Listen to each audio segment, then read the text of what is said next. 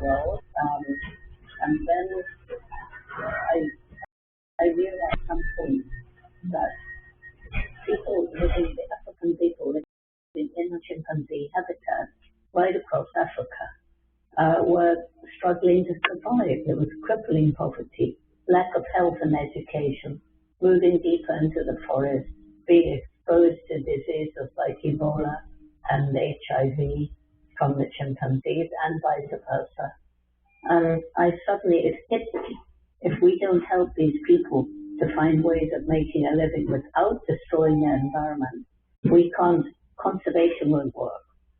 So you've devoted a large part of the Goodall Institute to climate change and conservation, is that right? Yes, absolutely. Well, right now, we face these two existential threats, don't we? Climate change, which has changed weather patterns all around the world. We had the flooding yesterday, day before yesterday, and then loss of biodiversity. And what people don't realize, we are not only part of the natural world, even though with our cell phones and virtual reality, we feel divorced from nature, but we depend on it for food, water, clothing, everything. But what we depend on is healthy ecosystems.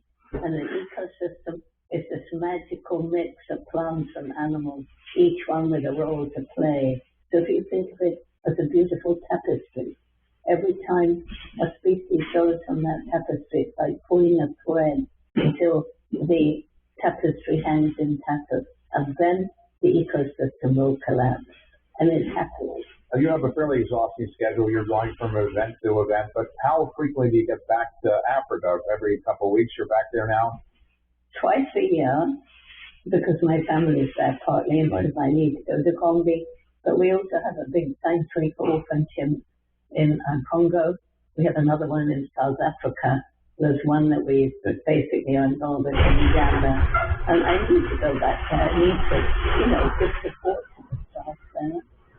One week I go back, and luckily my family, my grandchildren can come with me sometimes. But if you go back to Gombe now, and you went to look for some chimpanzees, would you find some that you already knew you?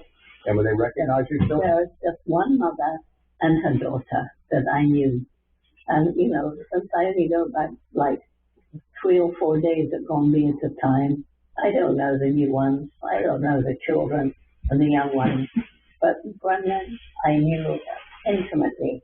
You are public information, 89 years old, is that right? 89, yeah. 89, okay. A lot of people, when they turn 89, they want to kind of chill out a little bit and relax, maybe spend time with the grandkids or something, great grandkids.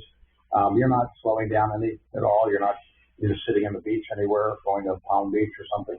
So how can I? Because, this may sound weird to you, but I truly feel that I was put on this planet with a mission. And right now the mission is to give people hope. Because if you don't have hope, you give up, you become apathetic and do nothing. And then we're doomed. Our young people give up, we're doomed. So, okay, so I don't know how many years I have left. But when I was young, I had this time. And now I'm coming up towards whenever the end is. Could be 1 year, could be 5 years, could be 10, could be 20, I don't know. But I'm getting closer. And so I have to speed up because there is so much I still have to do.